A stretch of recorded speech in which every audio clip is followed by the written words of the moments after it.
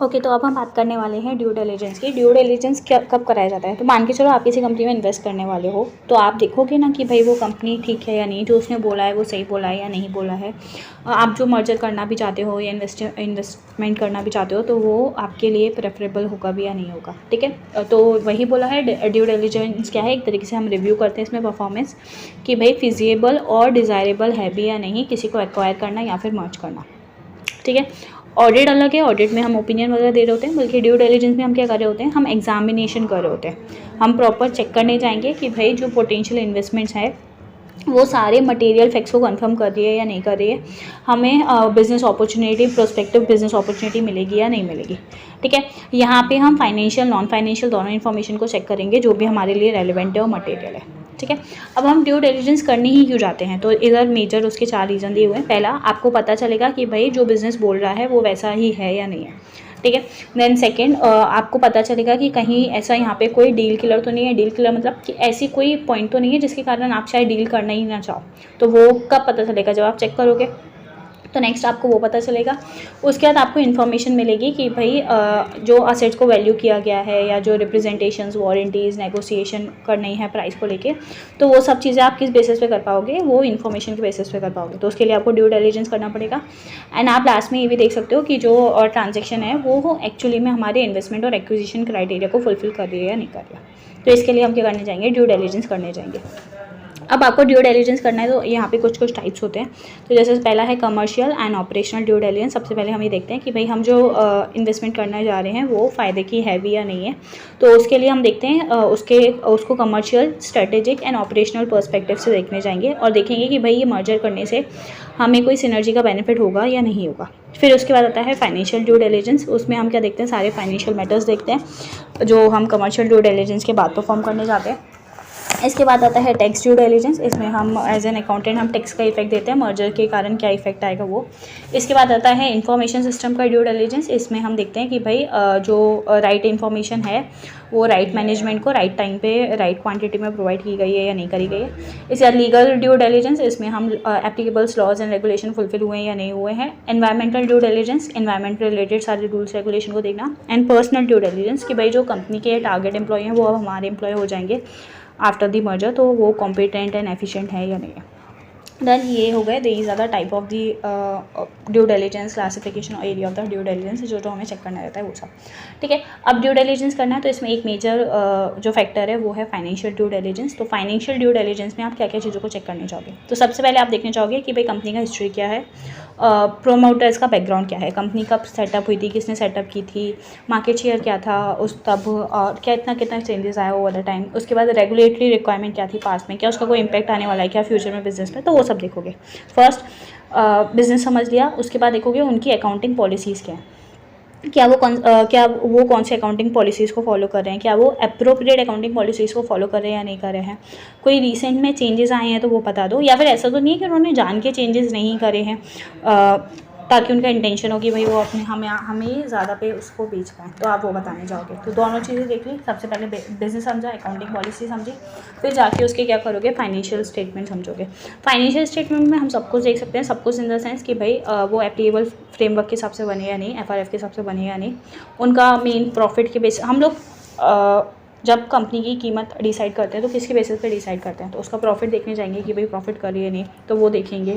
फिर उसके बाद कोई एक्स्ट्रा ऑर्डिनरी आइटम तो नहीं है इनकम एक्सपेंस में जो हमें इफेक्ट कर सके, कोई एक्चुअल और बजटेड फिगर उनके सही है या नहीं है, असेट्स को प्रॉपर्ली वैल्यू किया गया है नहीं, लाइबिलिटीज़ को रिकॉग्नाइज किया गया है या नहीं करा गया है, नेटवर्थ जो है वो सही से आ रही है या नहीं आ रही है, कहीं अंडर वैल्यूएशन या ओवर वैल्यूएशन तो नहीं होकर रखा है असेट्स लायबिलिटी का, इंटेंजिबल असेट्स को प्रॉपर्ली वैल्यू किया है या नहीं किया गया।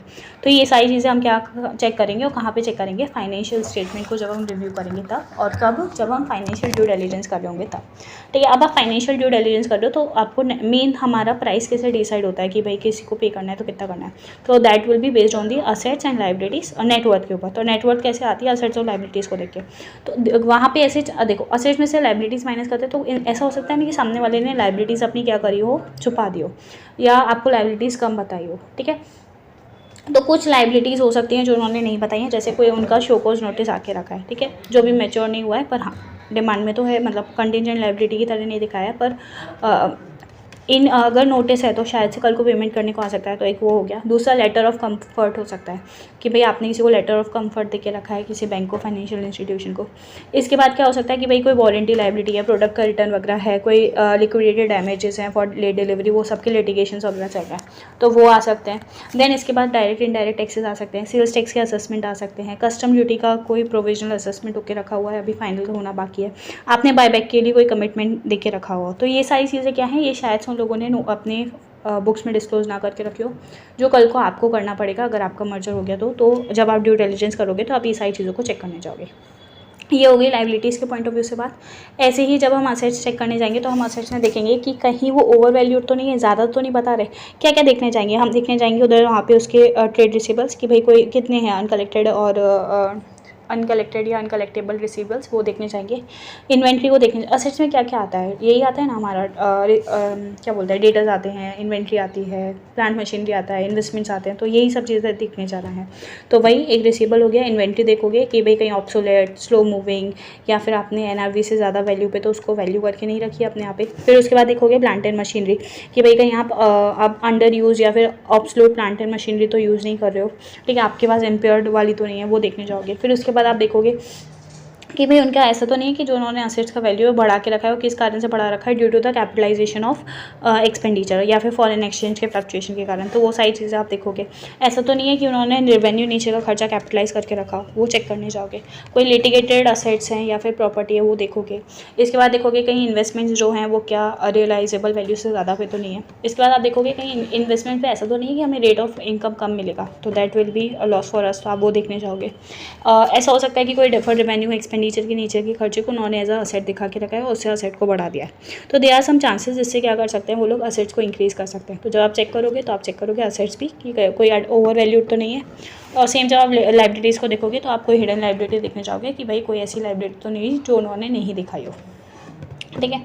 ये चेक कर लिया पूरा फाइनेंशियल स्टेटमेंट। फिर उसके बाद जाओगे टैक्स पे, टैक्स का इफेक्ट देखोगे क्या आने वाला है, वो देख लिया। उसके बाद कैश फ्लो स्टेटमेंट देखोगे। कैश फ्लो स्टेटमेंट से हमें क्या पता चल सकता है कि भाई जो कंपनी है वो अपने ट्रेड पेबल्स के कमिटमेंट्स को कंप्लीट कर पाती भी है या नहीं, बैंक्स को, गवर्नमेंट को, स्टेक होल्डर सबको उनका टाइम पे पैसा दे पाती है या नहीं, तो ये कितनी जल्दी ट्रेड रिसीवेबल्स और इन्वेंट्रीज को वो कन्वर्ट कर लेती है कैश में, वो पता चल जाएगा। अपने फंड्स को कैसे यूज़ कर रहे हैं, कैसे डिप्लॉय कर रहे हैं, वो पता चल जाएगा। और जो उनके पास अनयूटिलाइज पैसा पड़ा है उसका वो मैक्सिमम बेनिफिट ले पा रहे हैं या नहीं ले पा रहे, तो वो सब पता चल जाएगा। इसके बाद आप कंपनी से बोलोगे कि भाई वो आपको अपना फाइनेंशियल प्रोजेक्शन दे आपको, उसमें आप देखने चाहोगे कि भाई कंपनी के क्या 5 साल के प्रोजेक्शंस हैं। अब वो प्रोजेक्शन तीनों बेसिस पे मांगोगे, ऑप्टिमिस्टिक बेसिस पे, पेसिमिस्टिक बेसिस पे, as well as most likely basis पे, ठीक है। उसमें पूछोगे कि भाई जो आपने अजम्पशन मारे, ये जो आपने प्रोजेक्शंस किया है वो आपने किस बेसिस पे लिए हैं, आपका क्या अजम्पशन था, वो आप पूछोगे।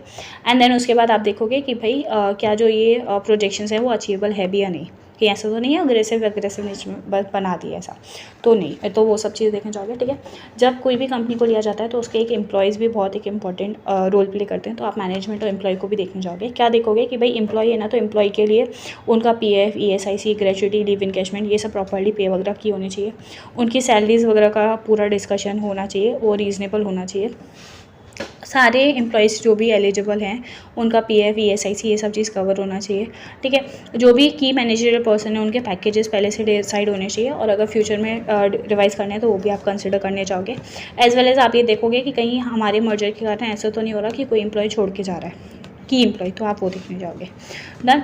इसके अलावा आपको सारी स्टैट्यूटरी कंप्लाइंसेस देखने कि भाई सारे लॉ हमारे ऊपर जो एप्लीकेबल है उसका एक लिस्ट बनाएंगे और देखेंगे कि भाई ये हम इनका कोई नॉन कंप्लाइंस तो नहीं हो रहा। डन। यहाँ तक हमने देख लिया कि भाई हमें क्या क्या चेक करने जाना है और कैसे करने जाना है। फिर हम हमारा ड्यू डिलिजेंस करेंगे। जब हम ड्यू डिलिजेंस करेंगे तो हम क्या चेक करेंगे, हम सबसे पहले रिव्यू करेंगे और रिपोर्ट करेंगे फाइनेंशियल्स के ऊपर जो टारगेट कंपनी ने दिया, जिसको हम मर्ज करने वाले वो वाली कंपनी के रिपोर्ट्स को देखेंगे, उसको असेस करेंगे। असेस करने के लिए हमारे वहाँ पर जाके विजिट भी कर सकते हैं। असेस कर लिया, इसके बाद जाके आप वहाँ पे उनके की एरियाज़ को देखोगे, आप वॉक थ्रू करोगे उसका ड्यू डिलिजेंस के प्रोसेस का। देन उसके बाद जाके आप उनको एक ऑफ़र दोगे कि भाई हम ये इतने में आपको लेना चाहते हैं, या इतने इतना आपका वैल्यू है, इस तरीके से। डन, तो आपने ये कर लिया। इसके बाद जाके आपको क्या करना है, इसके बाद जाके आपको आपका ये पूरा वर्क का अप्रोच होगा या कैसे करोगे वो क्या, ठीक है। अब आपको एक्चुअली में करने जाना है और ड्यू डिलिजेंस, तो कुछ उस टाइम पे क्या क्या चीज़ों को ध्यान में रखोगे, तो आप एक ओपन माइंड से करोगे। ऐसा नहीं कि भाई वो गलती है, वो गलत इन्फॉर्मेशन देंगे, वो वाला तरीका नहीं रहना चाहिए, ठीक है। जहाँ जहाँ पे प्रॉब्लम्स है वो प्रॉब्लम्स को आइडेंटिफाई करो और उसके एक्सप्लेनेशंस के लिए पूछोगे, ठीक है। उन अपने साथ एक बेस्ट टीम लेके जाओ लोगों की, ठीक है। अगर नहीं है तो आप ड्यू डिलिजेंस के एक्सपर्ट्स को हायर कर सकते हो, ठीक है। जब आप उनको हायर करो तो उनके एक्सपीरियंस का रिकॉर्ड देख सकते हो, 360 व्यू लोगे बिज़नेस का, सब चीज़ें चेक करोगे, finance, tax, accounting, legal, marketing, सब कुछ। कस्टमर से बात करो, सप्लायर से बात करो, बिजनेस पार्टनर से बात करो, एम्प्लॉय से बात करो, सबसे बात करने जाओगे।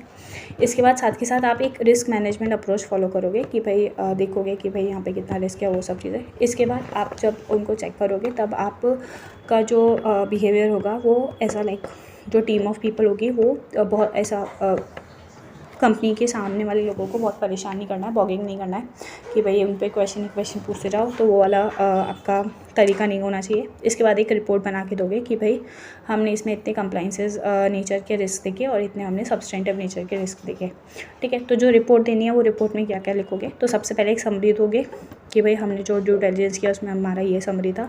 इंट्रोडक्शन का पैराग्राफ दोगे, अपने बारे में बताओगे, फिर हिस्ट्री बताओगे टारगेट कंपनी की, ऑब्जेक्टिव बताओगे कि क्यों ड्यू डिलिजेंस कराया, क्या टर्म्स और क्या स्कोप थे आपके ड्यू डिलिजेंस के, आप शेयर होल्डिंग का पैटर्न क्या था कंपनी का। उसके बाद आपने अगर रिव्यू किया होगा उस टाइम पे कुछ ना कुछ चीज़ों को ऑब्जर्व किया होगा तो वो बताने जाओगे।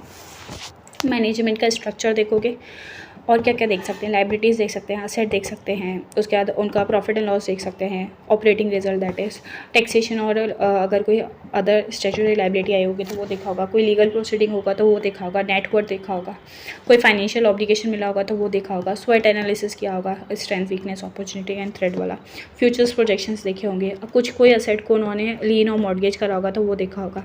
फिर उसके बाद आप सजेशंस देने जाओगे अगर कोई आपको अनफोर्सिन कंटिजेंट लाइबिलिटी मिलती है तो वो, और सजेशंस दोगे कि भाई क्या क्या कंसिडर किया जा सकता है बिफोर और आफ्टर द प्रपोज मर्जर। तो हमारा ड्यू डिलिजेंस में यही सब बातें की गई है।